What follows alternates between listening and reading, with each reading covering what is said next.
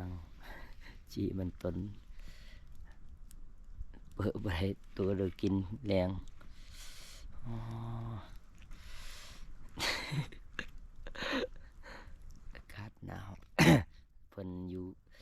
ลุมต้นไม้ก็โคตรหนาวสันตุสๆเห็นตัวหอกเลียนไปเลียนมาบอกให้ถ่ายก็บ่ถ่ายน้องเห็นกี่ตัว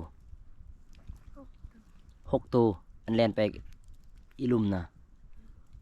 เห็น2-3ยินไอ้ยินเสียงแซดแซดแซดแซดแซด2-3 ตัวก็ได้อยู่พื้นนะบ่เห็นบ่มีตัวไหนทอกมิดทอกแล้วเก็บกินกลางพื้นเลยเก็บเราไปเคยอยู่ก่อนนี่อ๋อ